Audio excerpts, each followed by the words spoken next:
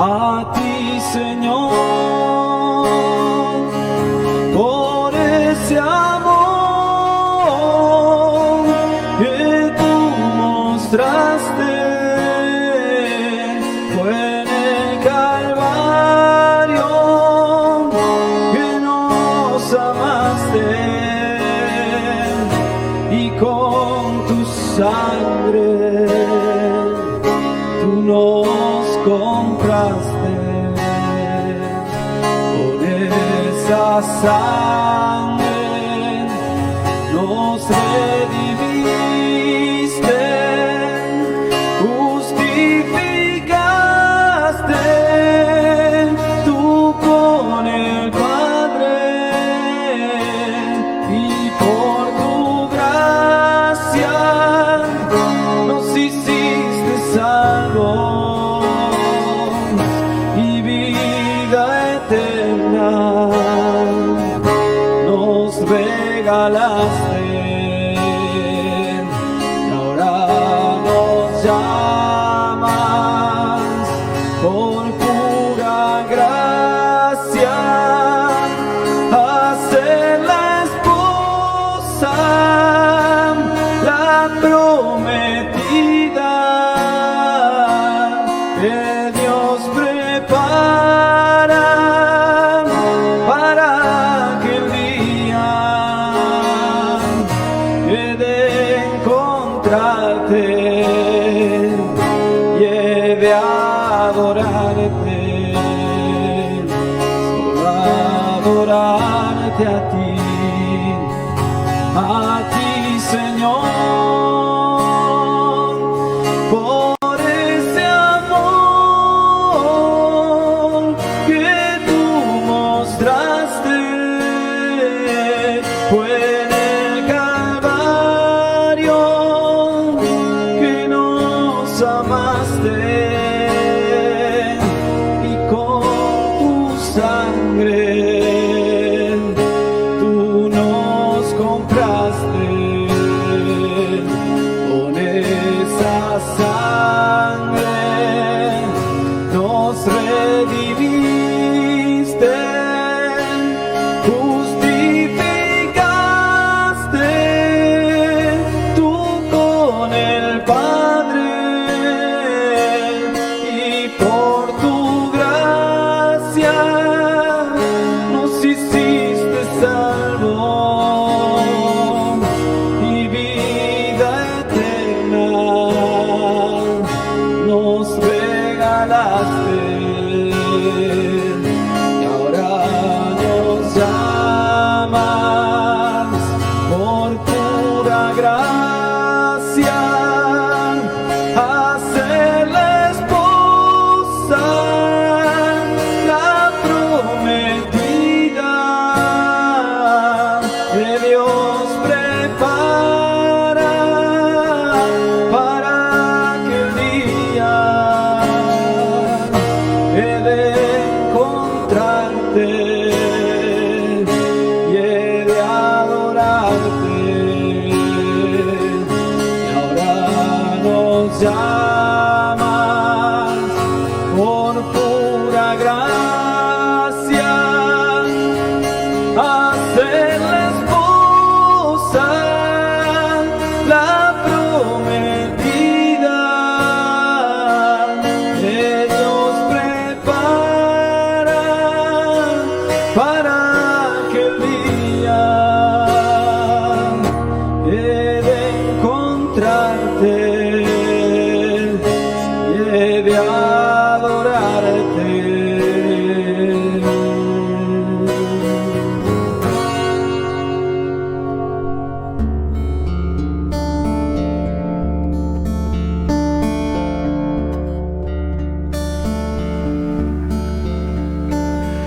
Cargó sobre sus hombros la cruz, llevó de este mundo el castigo cruel, sufrió del hombre ingrato el desprecio aquel, y así su vida él entregó. Amó como ninguno amó Jesús, dejó en cada paso su eterno amor, mostró ser obediente hasta morir, y así humildemente sufrió. Mi buen Jesús, herido caminó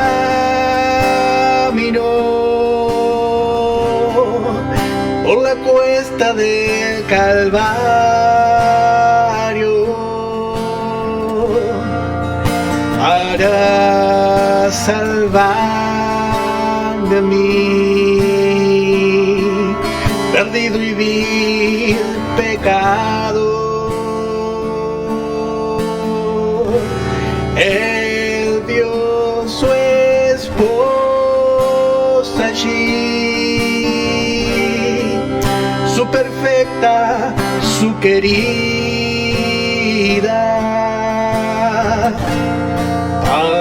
para ganarla ahí y así reinar junto a él.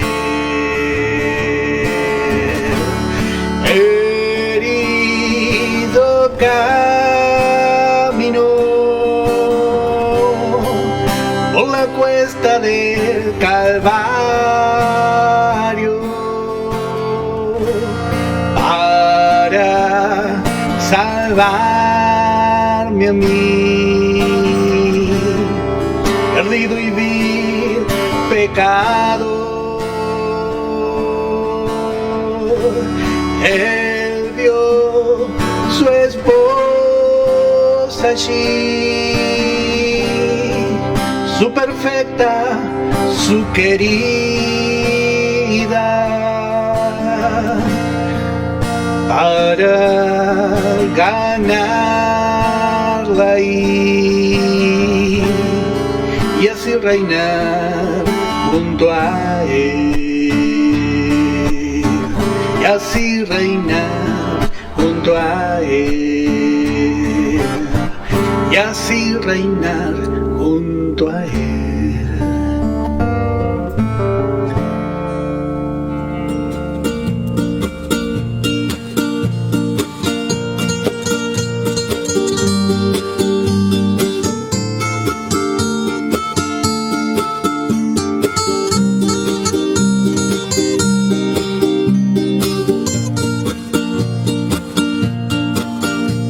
Para poder correr en pos del galardón, tendré que renunciar a lo mejor de mí. Mi propia fuerza ser solo hojarasca es sobre mi yo, Señor, con tu poder vencer. Quiebra, oh Señor, mi voluntad, tal como tú quiero ser. Hazme vivir tu verdad.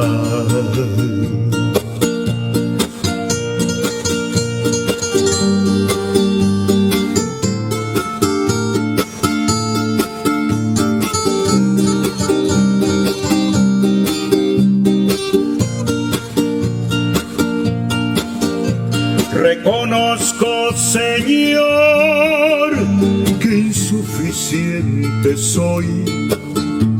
Moldéame, Señor, según tu parecer.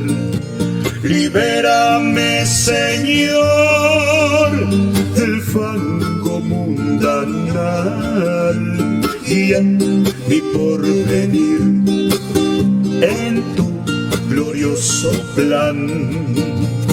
Junto a ti, mi buen Señor, la meta podré alcanzar. Rendido a ti venceré.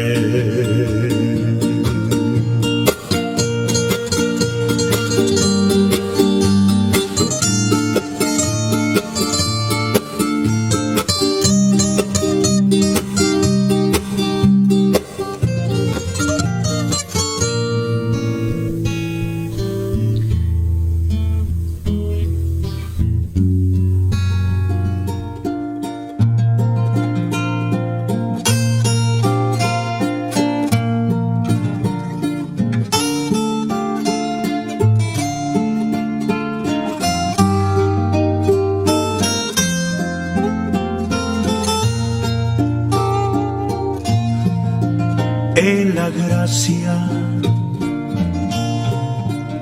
aprendí. Que el Señor les bendiga, hermanos. En el nombre de nuestro Señor Jesucristo damos comienzo a nuestro programa. Vamos a escuchar una alabanza y luego vamos a compartir una porción de la Escritura. Crecerá en mi interior si descanso solo en él.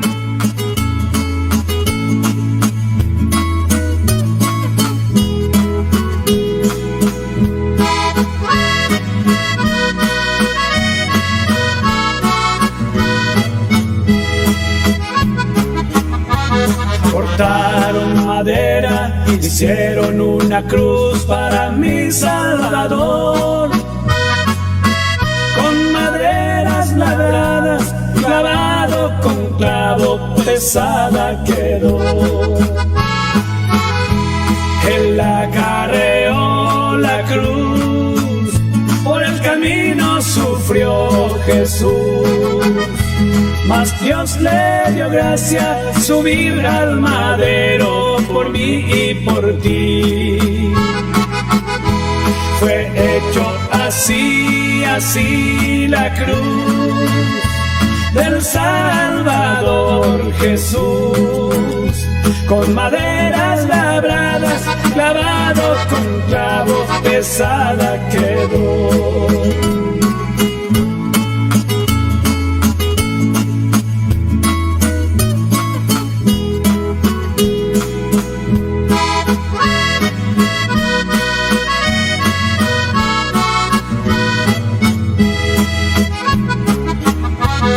Delante Pilato Jesús fue llevado como un malhechor. Pilato mirando hacia Jesús le preguntó: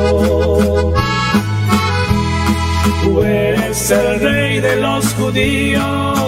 Yo soy, dijo el Señor Jesús.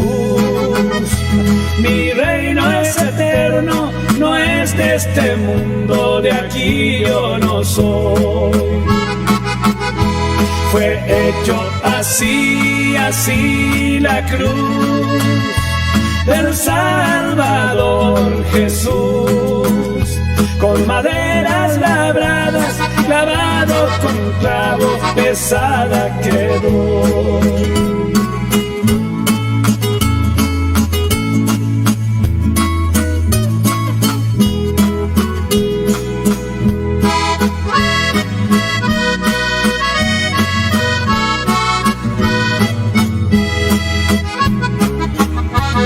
Vestido de púrpura, corona de espina le pusieron a él. En la mano derecha le pusieron una una vara para azotarle a él, diciendo a él así: salve Rey de los judíos. Escupieron en su rostro, con fuerza le pegaron, mas él no gimió. Fue hecho así, así la cruz del Salvador Jesús, con maderas labradas, clavado con clavos, pesada quedó.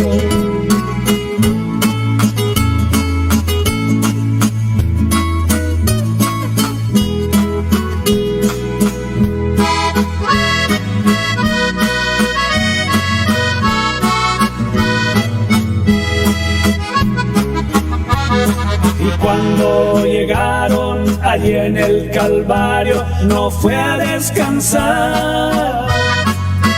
Acostaron al maestro y allí por la cruz empezaron a clavar.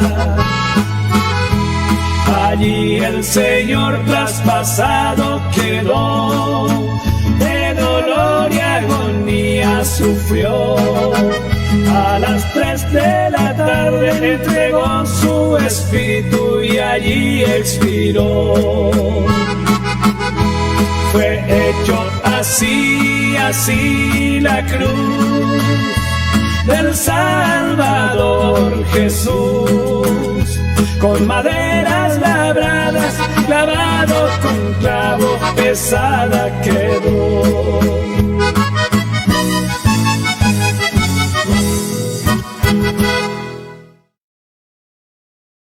Gracias a Dios por una nueva oportunidad que tenemos de escuchar su santa palabra. Hoy vamos a continuar con la ayuda del Señor con el estudio de Isaías. Hoy tenía que predicar la hermana Carmen con Efesios, pero bueno, pedimos oración por la hermana que está enferma. Vamos a orar cada uno en nuestro lugar para que el Señor le levante y pronto pueda seguir dándonos el estudio. Y vamos a continuar desde el capítulo 40, el verso 1 en adelante. Vamos a leer en el nombre de nuestro Señor Jesucristo. Dice la palabra: escuchadme costas. Consolaos, consolaos, pueblo mío, dice vuestro Dios. Hablad al corazón de Jerusalén, decidle a voces que su tiempo es ya cumplido, que su pecado es perdonado, que doble ha recibido de la mano de Jehová por todos sus pecados. Vos que clama en el desierto, preparad camino a Jehová, enderezad calzada en la soledad a nuestro Dios. Bueno, así habíamos visto que con este capítulo nosotros encontramos y empezamos una nueva división. Encontramos aquí, desde el capítulo 40 hasta el capítulo 66, encontramos una nueva división del libro. Y esta es la última gran división que encontramos en la profecía o en el libro de Isaías. Y también esta división, como vamos a ver, esta última división llega a ser la más importante de la misma. Habíamos visto en la primera división, en la división de los primeros 39 capítulos, habíamos visto que en esa división encontramos muchos reproches. En la división pasada encontramos realmente que está llena de reproches hacia Israel. Y lo que vemos también es que lo que podemos decir que sobresale es la transgresión del pueblo. Y por causa de esas transgresiones, los anuncios del castigo que Dios iba a mandar sobre la nación de Israel. Habíamos visto que en la primera división vemos la disciplina de Dios sobre su pueblo. Y no solamente sobre su pueblo, sino sobre las naciones. Esto es lo que vamos a notar, que es muy diferente en esta nueva división que con la ayuda del Señor comenzamos hoy. En estos nuevos capítulos, en los capítulos siguientes que ahora vamos a empezar a estudiar, vamos a ver que el mensaje del profeta es muy diferente, su contenido es diferente. Ya las amenazas de juicios, vamos a ver que quedaron atrás, quedó en el pasado. Y vamos a ver que en esta división del libro de Isaías, vamos a ver que las promesas de gracia, las promesas de pura gracia a Israel, van a ser confirmadas. Y es por esta división que se le llama a Isaías el evangelista del Nuevo Testamento. Por esta división, el profeta Isaías llegó a ser llamado y se le llama el evangelista del Nuevo Testamento. Y vamos a ver que realmente el lenguaje que usa Isaías es diferente. Vamos a ver un lenguaje totalmente diferente, porque este es un lenguaje amoroso. El que va a utilizar el profeta en estos siguientes capítulos es un lenguaje sublime, porque va a tratar de expresar el gran amor de Dios a Israel. Nos va a hablar mucho de la gloria, vamos a ver muchas cosas. No nos va a hablar ya más de la falta de su pueblo, sino que ahora nos va a hablar de la gloria. Y vamos a ver al pueblo de Israel como el siervo de Dios. Vamos a ver al pueblo de Israel como el siervo de Dios. Y vamos a verle en dos partes. Primeramente vamos a verle como un siervo imperfecto. Así es, realmente la nación de Israel es un pueblo que llamó Dios para su servicio, pero es un pueblo desobediente. Ellos tenían que anunciar a las demás naciones acerca del verdadero y único Dios, pero ellos fracasaron. Y vamos a ver que aún a pesar de que esta nación fue imperfecta, Dios va a presentar también en esta parte, en esta nueva división, va a presentar a un siervo perfecto. Vamos a ver a Cristo, al Mesías prometido. Y por medio de la perfección de este siervo, vamos a ver que Israel va a llegar a alcanzar las bendiciones. Y vamos a ver que realmente tiene mucha similitud, como hemos dicho, la primera división, hablando y comparándola con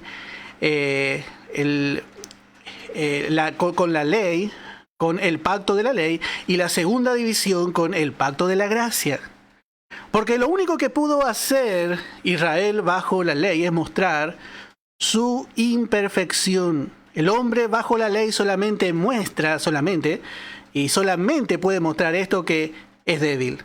Muestra la debilidad del hombre para realmente llegar a Dios por medio de su justicia. Por eso aquí también lo que vamos a ver en esta primera división, en esta segunda división, vamos a ver las dos venidas de Cristo. Vamos a ver primeramente su primer venida en humillación. Vamos a ver su primer venida, que vamos a ir viendo, y vamos a ver su humillación. Pero también, por el poder del Espíritu Santo, Isaías ve más adelante, va al futuro y ve su segunda venida en exaltación.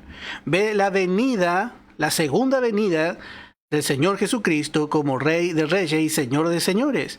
Pero esta venida, vamos a ver cómo la relata el profeta Isaías, porque lo que va a sobresalir es su gloria. Muy diferente. Vamos a ver muchas cosas aquí. Y especialmente esto va a ser porque Él va a establecer su reino. Así que las dos venidas del Señor Jesucristo vamos a ver en esta nueva división. En su primer venida vamos a ver que Isaías resalta su carácter. Primeramente va a resaltar el carácter del Mesías. Y vamos a ver que le va a describir como un cordero que no abrió su boca, su mansedumbre. También vamos a ver que Isaías va a mostrar cómo fue su ministerio, cómo fue su vida, cómo fue su servicio. Y también nos va a mostrar cómo fue su muerte. Su muerte, y también vamos a ver que Él nos va a hablar de su resurrección. También vamos a ver en figura a la iglesia. Vamos a ver a la iglesia. Esto no quiere decir que Isaías haya entendido, porque acuérdese que este fue el misterio escondido en Cristo y en Dios. Dios no le reveló a nadie le reveló la dispensación o la creación de la iglesia. Este tiempo, estos 2000 años desde la cruz hasta ahora, ya estamos a la puerta de la venida del Señor. Estos 2000 años estaban ocultos de los ojos de todos los profetas. Por eso el apóstol Pablo tuvo esta revelación para explicar, así como estamos estudiando en la carta a los Efesios. El apóstol Pablo tuvo que explicar a todos, porque Dios no le había contado a nadie. Pero muchos de los profetas hablaron simbólicamente de la iglesia, y así también pasó con Isaías. Por lo tanto, también lo que va a sobresalir en esta parte, ya que hablamos de la iglesia, va a sobresalir también, hermano, la oportunidad a los gentiles. Acuérdense que en su mayor medida la iglesia en este tiempo es gentil. Aunque sabemos que ya no hay un muro de separación. Judíos, gentiles componen la iglesia de Jesucristo. Todo aquel que tiene vida en Cristo es parte y miembro del cuerpo de Cristo, que es la iglesia. Bueno, también en su segunda venida, hasta aquí, bueno, la primera venida, lo que hizo en su primera venida. Pero en su segunda venida también lo que vamos a ver es cómo Dios preparará a su pueblo para pasar por la gran tribulación. Vamos a ver que Dios, por medio de estos capítulos, le va a preparar a Israel para pasar por esta gran calamidad que será, como vamos a ver, llamada la angustia de Jacob. Y esto va a pasar especialmente a Israel por causa del rechazamiento del Señor Jesucristo, por causa de haber crucificado al Hijo de Dios. Pero aún así, con todo, vamos a ver cómo Dios, en su gracia infinita, en su gran misericordia, los alienta a esperar con fe. Aún así, vamos a ver que Dios, en su inmensa misericordia, los alienta a esperar con fe, especialmente que esperen el fin de la tribulación, que perseveren hasta el fin. Ese versículo de Mateo 24:13 tendrá su cumplimiento al final de la tribulación. Ese versículo que dice: el que persevere hasta el fin, ese será salvo, no es para la iglesia, sino que vamos a ir poco a poco estudiando. Vamos a ver que es para Israel. Y para que ellos puedan perseverar, vamos a ver el aliento de Dios. Vamos a ver que Dios le va a alentar. Así le va a llenar de promesas, de consuelo, de esperanza. Vamos a ver a un Dios totalmente diferente. Porque hasta ahora Dios le estaba denunciando a su mismo pueblo por sus transgresiones. Pero vamos a ver ahora a un Dios realmente lleno de consuelo para su pueblo, lleno de esperanza para su pueblo. Por eso vamos a ver también en esta división la transformación de la creación, la transformación del mundo. Como sabemos, el mundo está bajo cadenas de esclavitud. El mundo está esclavizado por causa del pecado de Adán. Pero el mundo va a ser libertado, La creación va a disfrutar también del consuelo de Dios. Y vamos a ver también a Israel Vamos a ver a Israel en su lugar. Todo esto porque el Señor viene, porque el Señor vendrá para Israel como Rey de Reyes y Señor de Señores.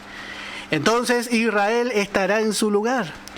Estará en el orden que Dios le estableció, que Dios había establecido para su pueblo. Hermano, Israel nunca ocupó el verdadero lugar que Dios le dio. Habíamos visto que Dios había establecido a Israel como cabeza de los montes, el monte de Jehová como cabeza de montes. Pero esto nunca se cumplió. Ahí ese verso habíamos visto en Isaías capítulo 2. Israel nunca fue cabeza de naciones. Israel nunca llegó a ser la capital del mundo porque nunca llegó a creerle totalmente a Dios. Por eso vamos a ver que en la segunda venida del Señor encontraremos la restauración total de este pueblo.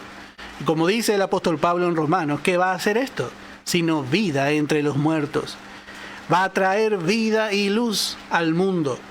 Y vamos a ver también, como venimos estudiando hasta aquí, el comienzo del reino milenial de Cristo. Acuérdese que el Señor vino en su primer venida, pero por el rechazamiento de Israel no instaló su reino. El Señor Jesucristo vino y predicó. El mensaje del Señor Jesucristo fue el evangelio del reino. Ese es el evangelio que encontramos en los evangelios. Pero por causa del rechazamiento de Israel, lo que encontramos es que el reino no salió. El reino se postergó por 2000 años. Y todo esto fue el propósito y el cumplimiento del plan que Dios ya había establecido en la eternidad pasada. Esto fue en cumplimiento. El hombre con su desobediencia lo único que hace es encauzar a Dios, encauzar el propósito de Dios, encauza todo lo que Dios ya preparó de antemano.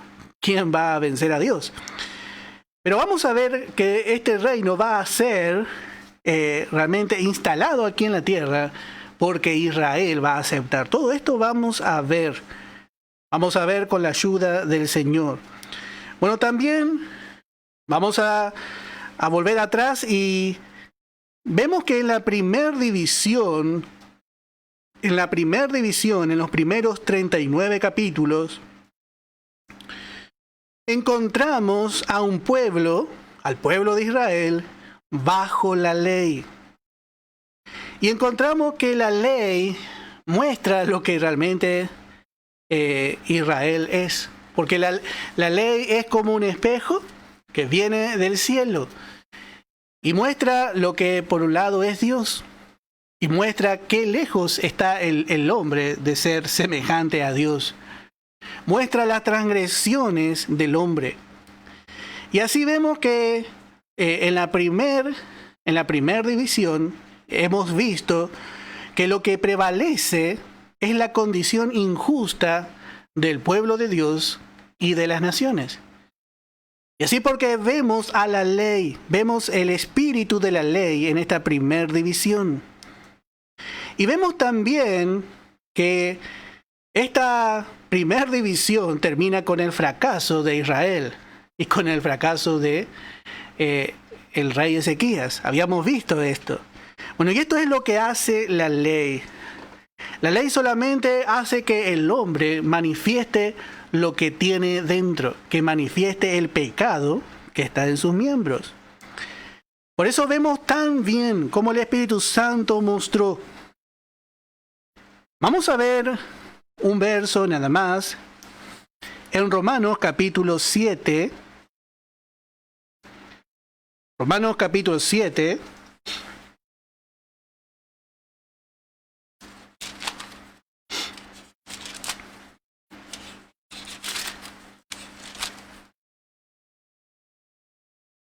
Dice en el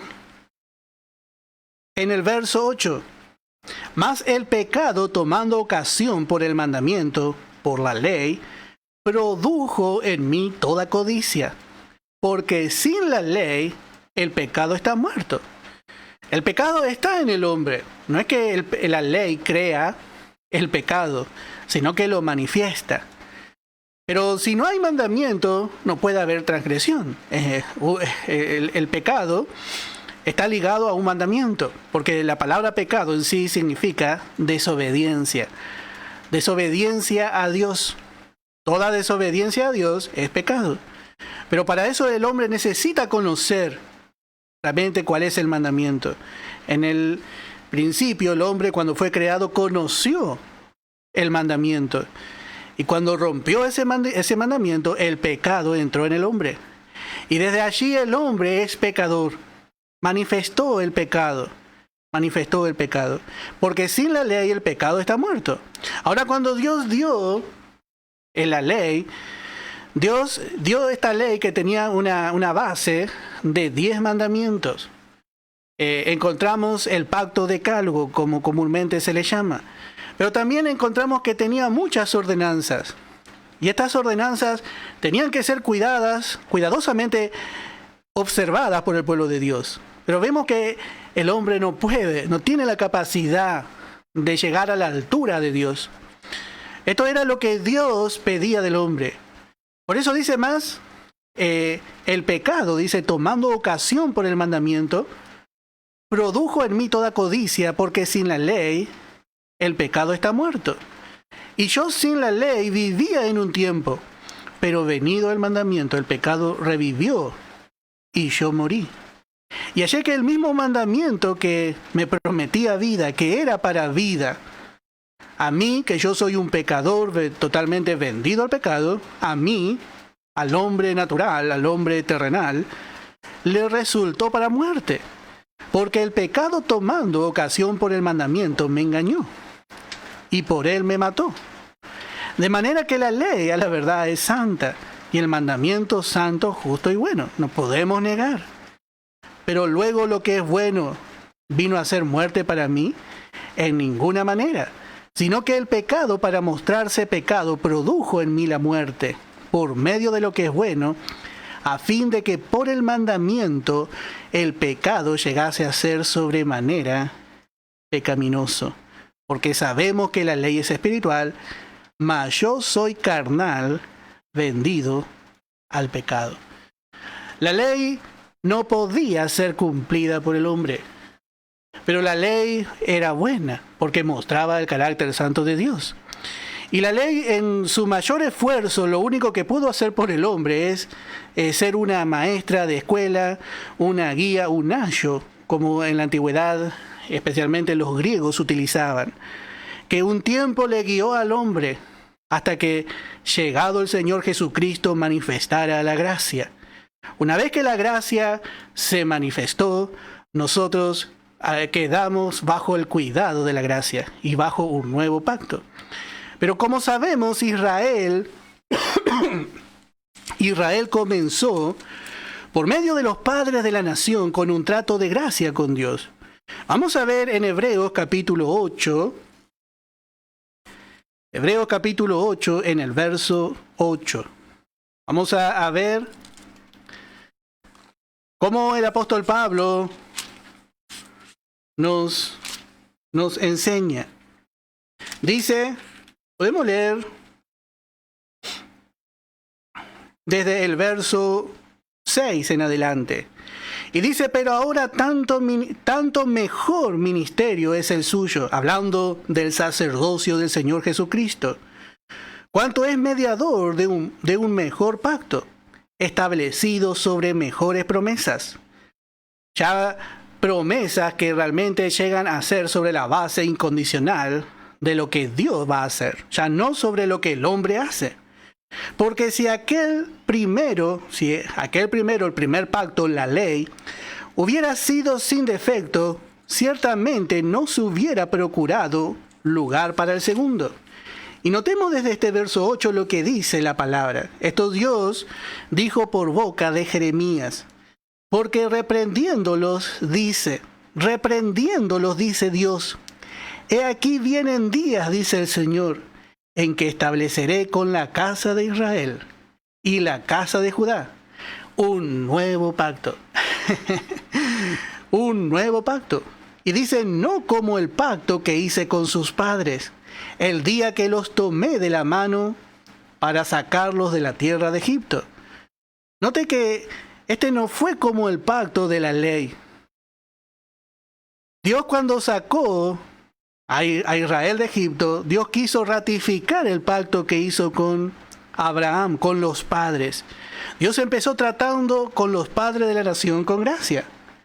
Pero dice que ellos se pusieron bajo la ley.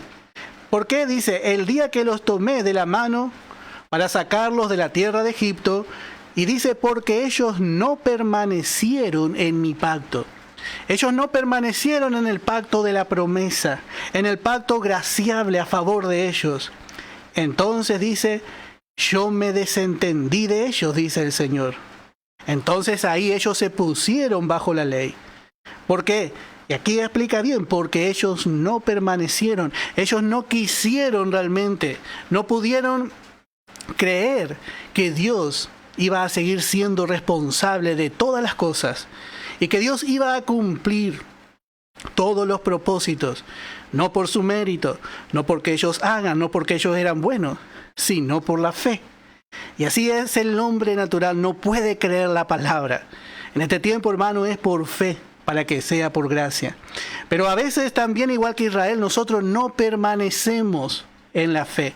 Entonces caemos de la gracia. El creyente puede caer de la gracia. Y caer de la gracia significa ir en su propia fuerza. Entonces no puede alcanzar la bendición de Dios.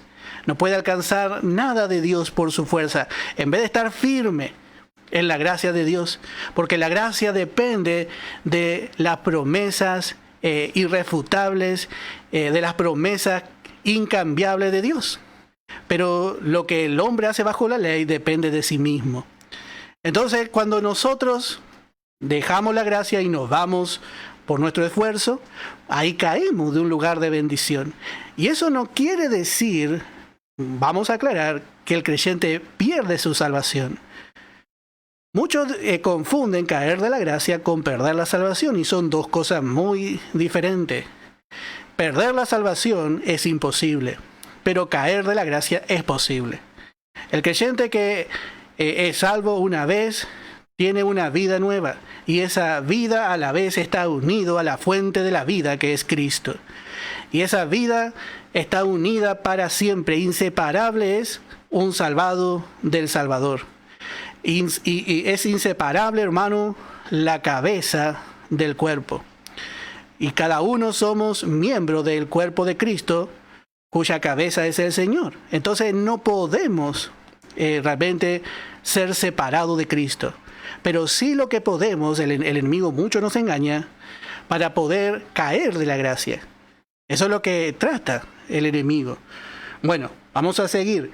Verso 10, por lo cual este es el pacto que haré con la casa de Israel. Y esto es lo que vamos a ver en esta segunda parte del libro de Isaías. Preste atención, porque dice, este es el pacto que haré con la casa de Israel. Después de aquellos días, dice el Señor, pondré mis leyes en la mente de ellos, y sobre su corazón las escribiré, y seré a ellos por Dios, y ellos me serán a mí por pueblo. Y ninguno enseñará a su prójimo, ni ninguno a su hermano, diciendo, conoce al Señor, porque todos me conocerán, desde el menor hasta el mayor de ellos, porque seré propicio a sus injusticias. Dios, vemos que en la primera parte, Dios no fue propicio a las injusticias de Israel. Vemos a Dios aplicando su justicia. Lo que encontramos en la primera parte es a un pueblo tratando de aplicar su justicia, pero vemos que la justicia de Dios es más elevada. Entonces, como el pueblo no podía cumplir la ley, lo que hacía la ley era contraproducente, producía más pecado en el pueblo. Vemos a un pueblo injusto, a un pueblo pecador, vemos a un pueblo que no puede andar por Dios. Y de esto ya quedamos convencidos por estudiar esta primera parte. Vemos los ayes, vemos las cargas que se le imponen al hombre, porque ahí vemos a la ley en acción. Eso produce la ley. Y vemos al hombre tratando de, en su justicia, alejado, independiente de Dios, poder alcanzar una bendición, poder alcanzar cualquier clase de bendición. Y así vemos tristemente a Israel, al pueblo que tenía todo. Dios le había dado todo, el pacto, las promesas, el sacerdocio. Dios había dado todo a Israel. Israel no tenía excusa. Vemos que presenta a una viña cercada que tiene lagar, tiene una torre. Dios había hecho todo. Por eso es doblemente triste mirando al pueblo de Dios. Pero aquí dice, porque seré propicio a sus injusticias, y nunca más me acordaré de sus pecados y de sus iniquidades. Bueno, cuando vemos que dice nunca más, es nunca más. Pero en el antiguo pacto, cada año el sumo sacerdote tenía que acordarse del pecado del pueblo y de sus propios pecados, para poner otra vez, nuevamente, la sangre sobre el propiciatorio y Dios pueda seguir morando con su pueblo, ya que el pecado quedaba cubierto por un año. Pero bajo el pacto de la gracia, que vamos a ver en esta segunda parte, vamos a ver que se va a cumplir esto. Nunca más me acordaré de sus pecados. Porque este pacto se va a llevar a cabo porque una mejor sangre fue derramada.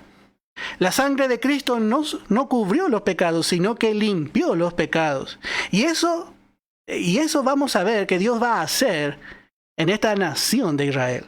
Ellos van a hacer uso de la sangre de Cristo. Y esa sangre va a ser aplicada en toda la nación. Y luego también en aquellas naciones que van a acercarse a Israel.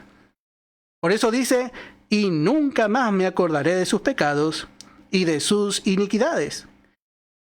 Al decir nuevo pacto, ha dado por viejo al primero, y lo que se da por viejo se envejece y está próximo a desaparecer. Así vemos que esta segunda división que vamos a empezar, lo que va a resaltar ya no es la justicia propia que el hombre quiere imponer. Y lo que vemos que todo esto que hizo Israel, poniéndose bajo la ley, lo único que hizo es traer juicio sobre ellos. Y así es cuando el hombre se pone bajo la ley, trae condenación. Porque el que no cumple la ley es maldito. Maldito es el que no cumple toda la ley. No puede cumplir una parte y ya está. No, tiene que cumplirla toda. Por eso vemos que en el capítulo 6 presenta, habíamos visto, nos vamos a volver a ver, habíamos visto al Señor en un alto trono y sublime, y muestra su santidad, y así era la ley. La ley era inalcanzable para el hombre. Pero ese lenguaje que hemos visto, y yo sé que los hermanos que han estudiado con nosotros, yo creo que vamos por la lección ya número 83. Y hermanos, si usted estudió con nosotros, o hermana, usted sabe realmente lo que fue esta primera parte. Bueno, hermano, comienza algo diferente. Comienza una nueva porción. Si fue bella esta porción, la anterior, porque aún a pesar de todo siempre hemos visto la gracia de Dios detrás. Pero ahora la gracia de Dios va a tomar el papel protagónico en el plan de Dios. En esta división la gracia va a ser vista. Y vamos a ver, por eso decimos que aún el hablar de Isaías va a ser diferente. Porque tiene que describir lo indescriptible. Tiene que describir lo que es la gracia, el amor de Dios. Por eso lo que vamos a ver que en esta nueva porción, lo que va a resaltar es la justicia de fe. La justicia de Dios que es por la fe. Y vamos a ver que también esa justicia va a resaltar en el reino milenial. Por eso también va a ser un reino de paz. ¿Por qué va a ser un reino de paz? ¿Por qué habrá 1000 años de paz? Porque va a estar establecida la justicia por 1000 años. Pero no va a ser la justicia de un hombre. Va a ser la justicia de Dios. La justicia de Cristo. Solo esa justicia traerá la paz. Solo esa justicia trae la paz en el corazón del hombre. Y así vamos a ver que esa paz, cuando Israel la pueda abrazar, va a llenar el mundo. Por eso, hermano, aquí vemos al Espíritu Santo revelando al perfecto siervo. Vamos a ver que el Espíritu Santo nos va a mostrar a este perfecto siervo de Dios, al hombre perfecto, que vino a vindicar a Dios, vino a ofrecer a Dios esa justicia que el hombre ni Israel pudo ofrecer a Dios. Vamos a ver a este hombre, a Jesucristo, al siervo de Dios, viviendo y muriendo para saciar la justicia divina, la que Él luego en su resurrección nos dio. Por eso vemos que diferente. Antes, en la división anterior, hemos visto a Dios juzgando desde un trono alto y sublime. Pero ahora vamos a ver, en esta nueva división veremos al Salvador salvando. Pero vamos a ver a un hombre entre los hombres. Vamos a ver al manso y humilde siervo hacedor de toda la voluntad de Dios. Y que el Espíritu Santo, hermano, nos pueda revelar más. Vamos a ver, entramos en una parte muy preciosa. Es tan grande el cambio, hermano, de estas dos partes, que muchos piensan que Isaías escribió hasta el capítulo 39 y después hay otro autor, el hombre con su razonamiento. Pero, hermano, el autor es el mismo, solo que el autor ha cambiado su tema. El autor es el profeta Isaías y el inspirador detrás de él es el Espíritu Santo. Pero vamos a ver que es el mismo Isaías el que escribe, pero cambió el tema. Ahora el tema es la gracia. Y como hemos dicho, la última parte de la primera división termina con una derrota. Pero vamos a ver también que la última parte de la segunda división va a terminar con un pueblo justo y con Cristo en el trono. Y esto va a ser el resultado, hermano, de recibir la gracia de Dios. Es muy precioso. Yo le aconsejo, hermano, no se pierda los capítulos. Vio que a veces el hombre se engancha mirando una serie y no quiere perder y por ahí graba. Y, hermano, esta es la palabra misma de Dios, aquella que está escrita en los cielos y la que va a permanecer. Hermano, no se pierda, no pierda de ninguno de lo que estamos dando. Está Colosenses, está el Evangelio de Juan, tenemos Efesios y también estamos dando la vida de Eliseo. No se pierda, hermano, porque el Espíritu Santo nos está hablando. Y tenemos que hacer como hizo Samuel. Decirle, habla Jehová porque tu siervo oye. Dios nos quiere hablar palabras de gracia. Y vamos a empezar a leer y vamos a empezar a ver un poquito. Dice el verso 1, consolaos, pueblo mío, dice vuestro Dios. Bueno, acá vemos ya cómo empieza esta parte de la profecía. Y Dios dice consolaos, no una vez, sino dos veces. Dios es redundante en estas palabras. Otra versión dice consolad. Y así ya vemos cómo va a ser realmente toda esta división. Vemos desde ya cuál va a ser el mensaje. Vemos un mensaje de consuelo, de consolación. Y vemos realmente, como hemos dicho, por qué a Isaías se le dice el evangelista del Nuevo Testamento. Bueno, porque él va a predicar desde este capítulo en adelante, va a predicar las buenas nuevas. ¿Qué es las buenas nuevas? Bueno, la palabra evangelio y la palabra buenas nuevas son igual. La palabra evangelio significa buenas nuevas. Vemos en el capítulo 52 en el verso 6. Isaías capítulo 52 dice en el verso 6: Por tanto, mi pueblo sabrá mi nombre. Por esta causa en aquel día, porque yo mismo que hablo, he aquí estaré presente.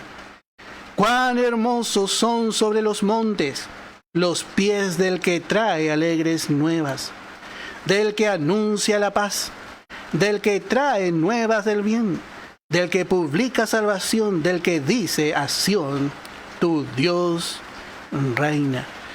Bueno, así va a ser Isaías. Isaías va a ser de pies hermoso, de ahora en adelante. Él va a anunciar, ya no va a anunciar juicio, porque va a anunciar el Evangelio de la gracia. Vamos a ver a Isaías ministrando un mensaje, como hemos dicho, de buenas nuevas. Como sabemos, solamente el que trae nuevas del bien, solamente aquel que publica salvación, solamente el que dice a Sión, tu Dios reina, puede anunciar la paz. Y así vemos que, hermanos, solamente la gracia de Dios puede traer paz. Y solamente la gracia de Dios, hermano, puede traer consolación al corazón del hombre. Por eso dice consolados. ¿Y qué Dios utiliza para consolar al hombre? Su gracia. El corazón del hombre que está lleno de heridas, que está lleno de, como le describió, está todo podrido, con llagas. Pero ahora en el Evangelio de la gracia, este hombre encuentra consuelo. Este hombre que estaba perdido, que estaba esperando solamente su condena. La sentencia de muerte estaba sobre él. Pero ahora, por medio de la gracia de Dios, este hombre puede recibir consuelo. Somos privilegiados en poder predicar este Evangelio de la gracia. Dice en 2 de Corintios capítulo 1, en el verso 3: Bendito sea el Dios y Padre de nuestro Señor Jesucristo, Padre de misericordias y Dios de toda consolación. Bueno, aquí vemos al primer sacerdote autorizado por Dios. Este es el apóstol Pablo. Y note cómo dice el apóstol Pablo. Dice, Padre de misericordia y Dios de toda consolación. Ya arranca la carta mostrando su tema. Este es el tema del sacerdote. ¿Por qué le decimos sacerdote a Pablo? Bueno, 1 de Corintios nos muestra el templo de Dios, la casa de Dios puesta en orden. Cómo ordenar la casa de Dios. Pero en 2 de Corintios encontramos cómo ministrar bajo el nuevo pacto en esa casa. Y vemos el ejemplo del primer sacerdote, que es el apóstol Pablo, el primer sacerdote del nuevo pacto, el primer sacerdote autorizado por Dios. Y él mismo dice en el verso 4, haber recibido consuelo. Dice, el cual nos consuela en todas nuestras tribulaciones, para que podamos también nosotros consolar a los que están en cualquier tribulación. En cualquiera tribulación, la gracia y la misericordia van a abundar, por medio de la consolación con que nosotros somos consolados por Dios. Hermano, si usted predica o si usted quiere predicar este evangelio de la gracia, prepárese para ser consolado. Prepárese para ser realmente acariciado por Dios. Porque solamente, hermanos, Dios puede consolar al hombre. Y vamos a ver justamente esto que Dios va a hacer con Israel. Dios va a traer consuelo. Dios va a traer consuelo a su pueblo. Así como hemos dicho, Dios trae consuelo al corazón que realmente recibe al Señor Jesucristo. Porque vemos que Dios mandó realmente a uno a morir en lugar del culpable. Vemos que en la primera división Dios da sentencia de muerte. Pero vemos que no termina allí el propósito de Dios. Vemos que Dios en la primera división termina diciendo que este pueblo va a ir cautivo. Pero vamos a ver que no termina allí el propósito y el plan divino. Vamos a ver que Dios tiene pensado ministrar libertad. Y esto vamos a ir desarrollando en esta carta. Dice también, podemos leer en 2 de Corintios capítulo 3. 2 de Corintios capítulo 3. Y dice en el verso 17, porque el Señor es el Espíritu. Y donde está el Espíritu del Señor, allí hay libertad. Y acá no está hablando del Espíritu Santo, del Consolador. Aquí está hablando de la vida de Cristo, donde hay un nuevo nacimiento, donde la gracia ministra ese nuevo nacimiento. La gracia sigue ministrando libertad. No puede haber esclavitud. Israel terminó en esclavitud por haberse ajustado a la ley, y la ley ministró esclavitud. Y vamos a ver cómo va a terminar realmente Israel, y vamos a ver también cómo va a terminar el hombre redimido. El hombre redimido va a terminar manifestando una gloriosa libertad, una libertad que al final será de gloria, aún para el creyente, aún para la iglesia y también para Israel. ¿Por qué? Porque esa libertad tiene como base una vida nueva. Dios plantó una vida libre de la esclavitud del pecado. Dios plantó en usted y en mí, por el nuevo nacimiento, una vida libre, victoriosa, una vida nueva. Y Dios nos ve allá en esa vida. Dios va a tratar ahora en adelante con esa vida. Y así vemos que va a pasar en esta nueva división.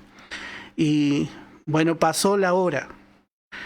Ya estamos sobre nuestra hora. Vamos a dar por finalizado. Que el Señor nos ayude realmente a poder tener entendimiento de la gracia de Dios.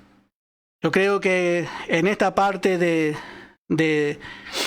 esta profecía, Isaías habrá profetizado con una sonrisa en su rostro, porque le tocó hablar de la gracia. ¿A quién le gusta hablar de la corrección? Bueno, pero la corrección es parte, también es parte del amor, una parte muy importante. Pero esta parte vamos a ver cómo cambia. Hermano, que el Señor le bendiga ricamente. Vamos a escuchar una alabanza y luego vamos a dar por finalizado el estudio de esta noche. Que el Señor les bendiga.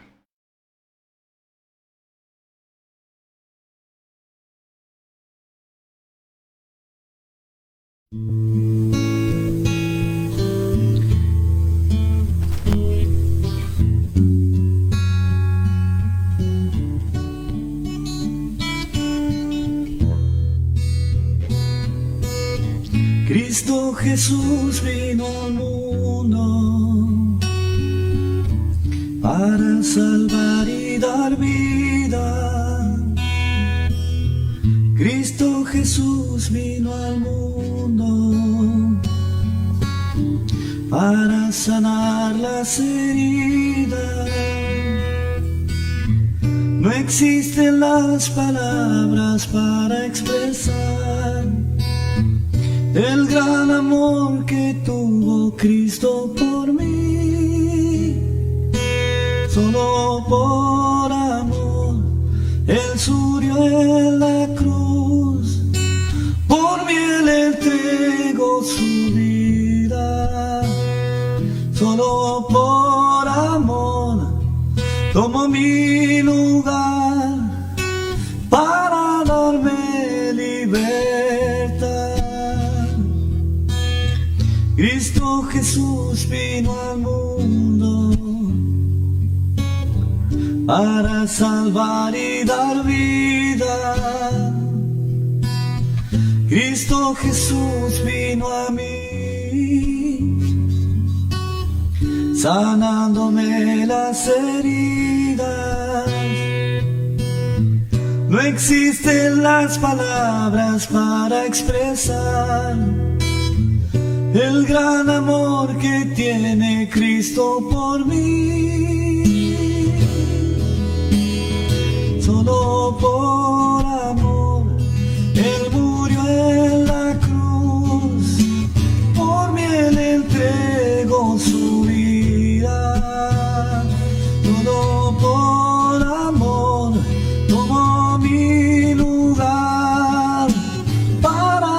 amén.